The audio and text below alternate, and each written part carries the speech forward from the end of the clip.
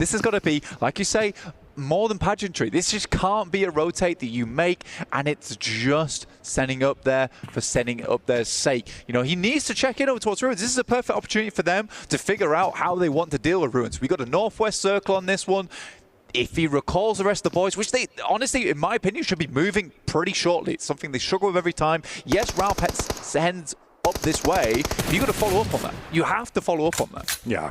There's another vulture circling around that area towards Ruins as well, and that's a representative from E Arena with Joker in position to get a rough read, listening out for the audio cues. But of course, cutting over to what's going on the main feed here, Kinetro taking a bit of damage early on. It's actually Power Gaming, of course. The Power Esports boys coming out swinging. Again, another side that I feel like they were really hit with the unlucky stick towards the opening games we saw from them. By the end blank, they warmed up a bit. They were more proactive. You were seeing some nice splits, good fights. It's not really been that same level of lethality, though, I was expecting to see from Power. Easy was pretty pissed, let's be honest, on that final day. There was a couple of moments where they dropped the ball. Overall, it was a successful day, in my opinion. That's fair. Yeah, they didn't make it into that top 8, but I think you're right. It looked a lot better than their day 1. So for Power, at least, there's definitely opportunity, because I do respect it. I like the fact that they were willing to tell each other, like, guys, we've got to sort this out. There are some situations where we're just not playing well. And you know things are bad when Easy's the one who's holding the reins a lot of times. You don't want to see Al-Hadji in that front line. Narvalo's down. Mate, this is what I was worried about. You could see both of them had the same idea to try and third party on this setup, but E Arena just instigate it and have already started to put Falcons into a rough spot.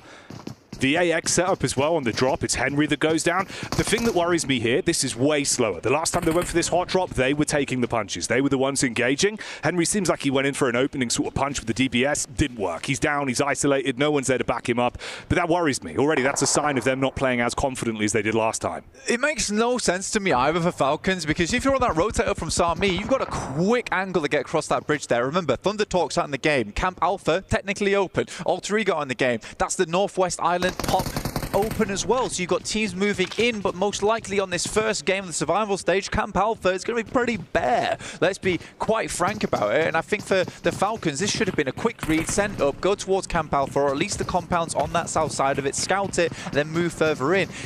I don't understand why we're waiting around here, okay? If not, just have a look in over towards AX and Nongshan Red Force, you maybe get a pick off there, but the speed is slow. It's a slow rollout.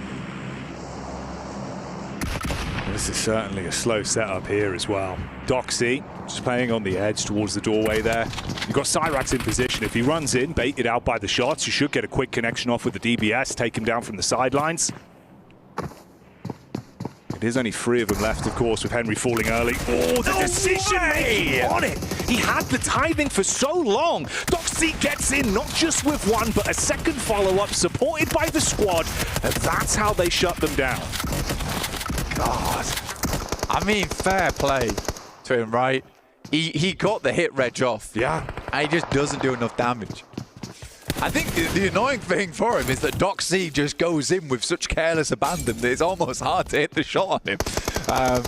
Yeah, for AX going down there does feel pretty rough, but for Nongshan Red Force, definitely a positive sign for them. Getting ahead with all 4 players up. Power loses 2 as they move up. Easy.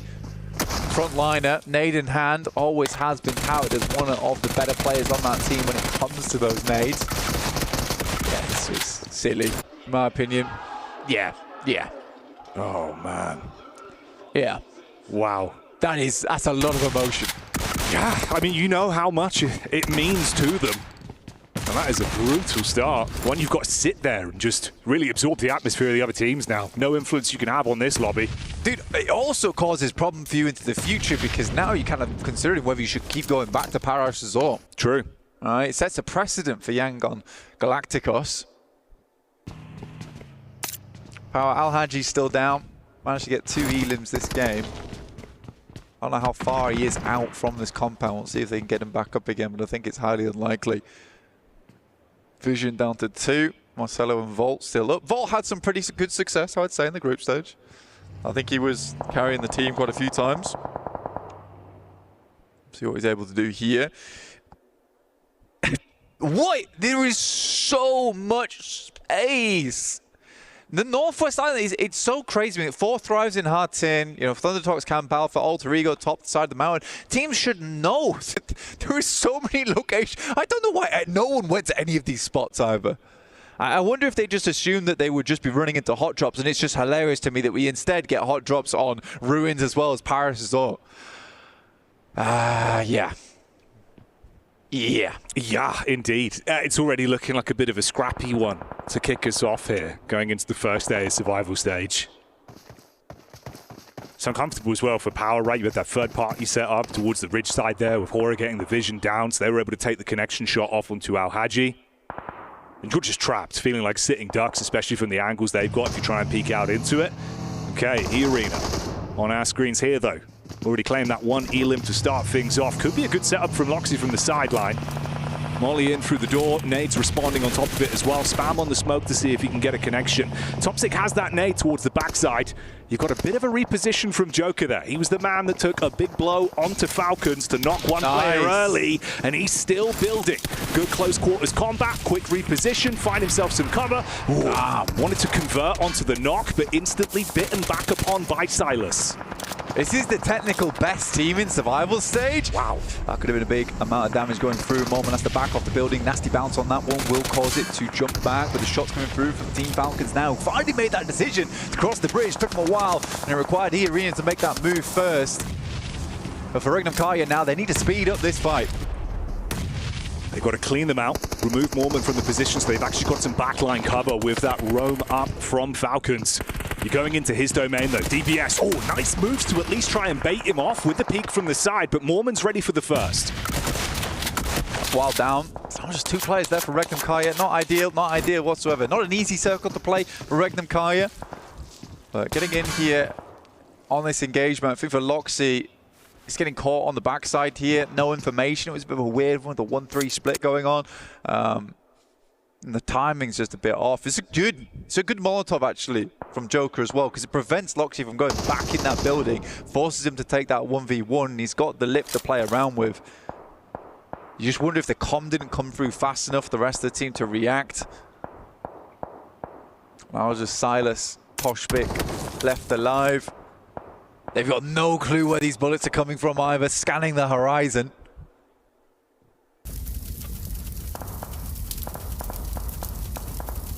In the elim feed as well, it's that delayed fight that was going on between Vision and Power. Trapped in the compound for quite some time. Nofit was the one just guarding, watching over the top if they did peek out, but intermittent skirmish just between the two teams. No room for him to snatch away some points from that yet. And this has really been starved out as well. Obviously just that duo left, not the ideal start. A team that really could go so far here as well. You know, one of the horses that you were expecting to at least be able to push through, make it into that final race. Talented squad. Vision do finally fall though, taken out. Yeah, Alteki, very shiny coat on that one coming off the back of PMGO. And to be honest, I put a lot of stock in that team. Yeah. I put a lot of stock in Regnum Kaya. I do think they can go far. They get pitched out because it is such a fierce battle for the top on day 3 of group stages. I think it was 2 points. 2 points to start between really them close, making yeah. it in. I think they ended up on 9th place there. So Regnum Kaya, I still think they can go far here as a team. Not a great start though over on Sandhawk. They do have technically one of the strongest locations right now. But do they really have it, or are they just living in E-Arena's territory? Might actually get the Falcons move up onto them as well. They've been biding their time for a while here. Meanwhile, we join the action with Alpha 7. Of course, defending champions of the trophy and the title from last year, but a very different look with how they've seen out on the battleground. Revo with the first contact, good shots over at least. Able to keep himself behind cover. Not sure what Doxy's doing here, just kind of open themselves up for Revo to take any shots that he would like. Over the top, will hit hard. Doxy will go down. That's a heavy blow to take. Second one goes through, almost was on target, a little bit of a bouncer there. Could have been terrible news for Nongshim Red Force. Difficult location for Falcons play from though. As we head up towards Regnum Kaya as well as E-Arena, it's just a bit of a hill. right? It's pretty sheer. And again, if we keep circling in on this location, it's going to be downhill battles for some of these teams. And more often than not, an uphill battle for quite a few of them. Yeah, you would be firmly on struggle street. This fight continuing here as well. Issue is for Nongshim in the back line. You're going to get closer and closer towards the Falcons. You're going to have bullets coming in from either side, feeling uncomfortable with the split as well, down to just 2 players off the back of this. Some nice nade work from Squash. He's been quite consistent, I'll give him that as well. It's been nice to see what Squash has been bringing to the roster. He's fitted quite well, you know, like a glove. It's nice to see for Alpha 7 they can just get on board with him. They're right though, they do have to try something different. It's not working. You could, this is very different for Alpha 7, I would say. It's a much more passive playstyle than we usually see over on Sandhawk. They took their time to head over towards this position. The circle does afford them that time though, over on this southern bridge. And I do wonder how they're going to play this one out. Luckily for them, Falcons are losing a player. You've got Nongshim Red Force down to 2. So there is a route in for Alpha 7.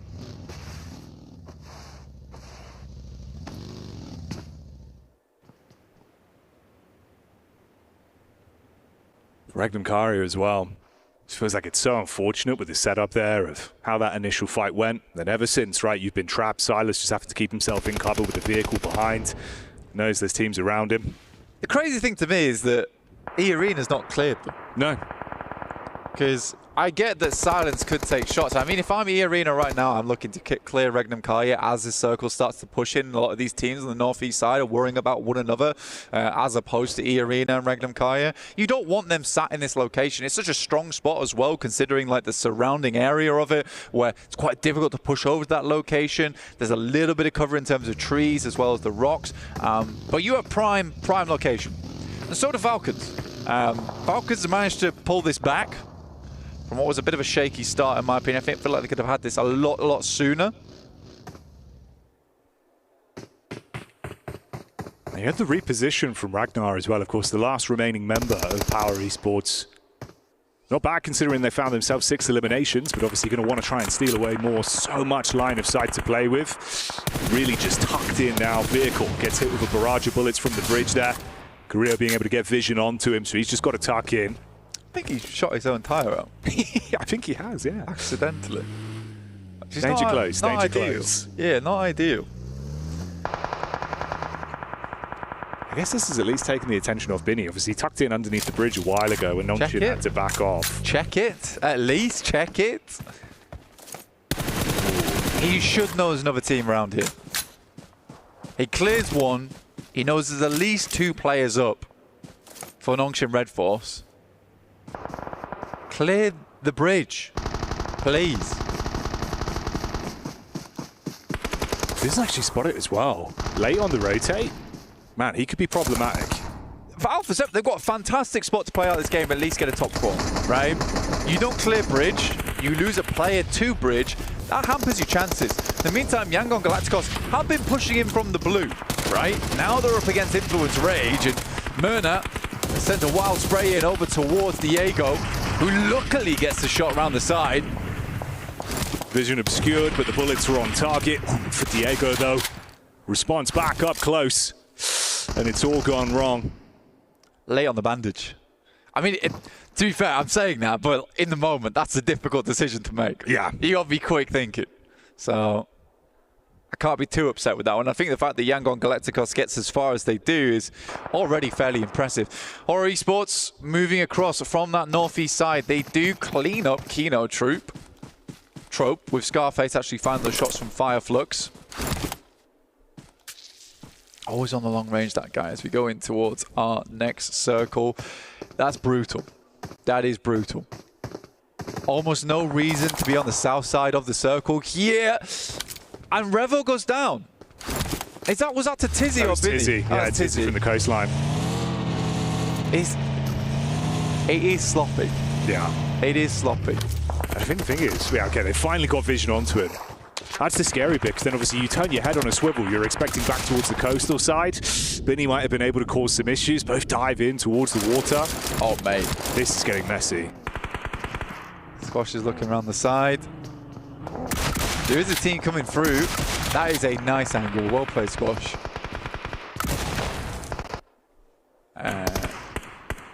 Ignore that. 5 looks over towards the east.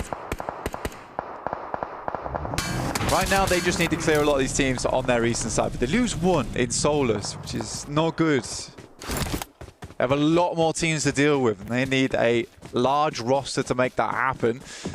Desperately needs to get him back up on his feet.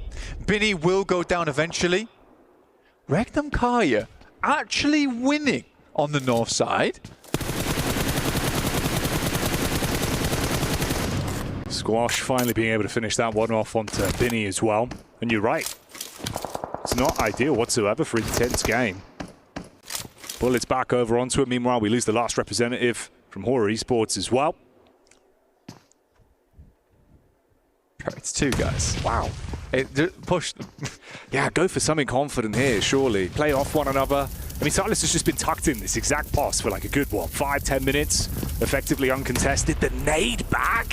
This is wild. This is wild. One on the left-hand side will go down. Toshbek needs to be quick on the trigger, though. If he wants to get Silas back up, one goes down the back lines. They might just finish this off.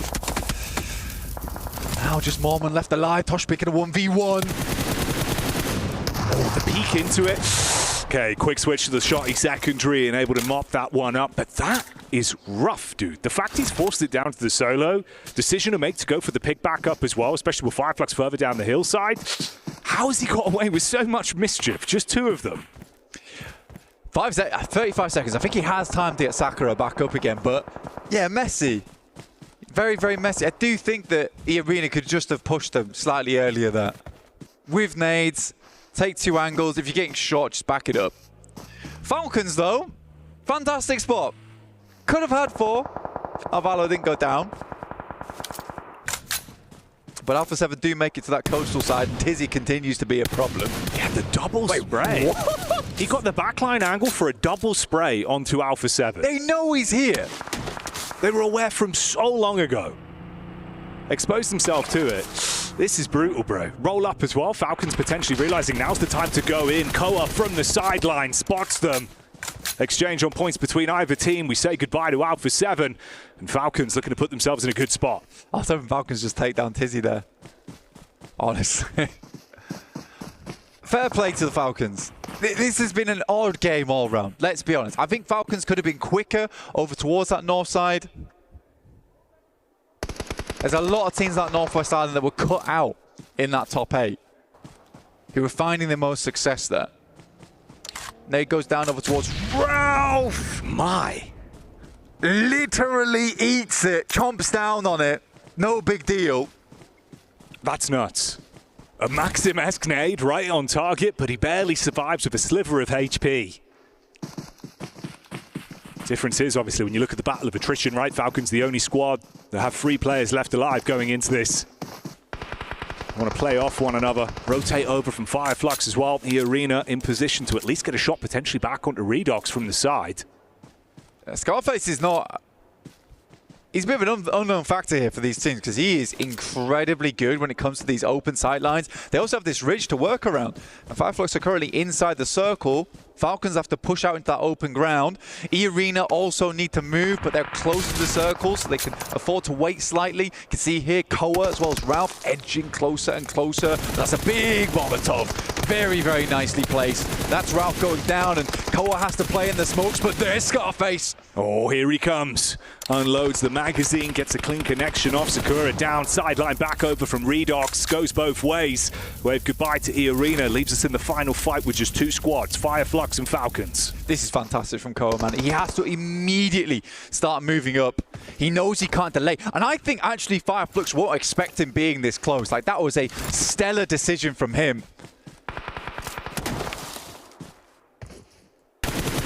Catch. Spotted out from Redox in the back line. Prime nade from Koa, chucked back over. Calls it quits on the push back up. 2-2 split. A lot of distance to work with here. Uphill battle, just spots out the head, but it's a quick timing on the peak. Scarface, back over, bullets down, heavy tag. The only thing is that Redox almost scares him off the position that Koa was going for with the nade. This nade's coming in quick, though. HORAA sends a nade down, does good damage over towards Ketch, and Scarface is yet to toss the nade just yet. Could air burst over towards him. Cole's taking a 1v1 and Ketch will win it out. Oh, the Tommy Titan unloads the magazine, shuts down the first Redox with a big task ahead of him. Quick peek up over the rock face, battling back with the DBS, trying to keep them isolated. Give himself 1v1s. He's got the heal in. Quick peek back around, trying to see if he can bait them on the face. If they give him an opportunity, he could snatch it up close, but Scarface handles it, and they will snatch that one away. It's a dangerous proposition. Scarface will be letting some scars into the battleground there from long range. Give him a sight line, give him an opening, giving him an open field, and it's hard to deal with him. But the Falcons, though, again, cannot give enough praise over towards HORAA. He is just making some big movements. I really do think if Redox doesn't take those shots there, potentially that nade goes through. It's a little bit of a miscom, potentially. It might be a case he has to take those shots to keep himself alive, but yeah, frustrating. Definitely frustrating stuff there. It just felt like the pace, very slow burn on that one as well. You can see they're not over-egging it. I don't know if that's going to be a problematic issue though as well, but there just isn't that much level of instant engages, the quick confidence, the plays you'd expect them to make. A little bit more timid, they walk away with second place. Fireflux take that one to kick off the survival stage. We'll bring you more action in a few minutes' time.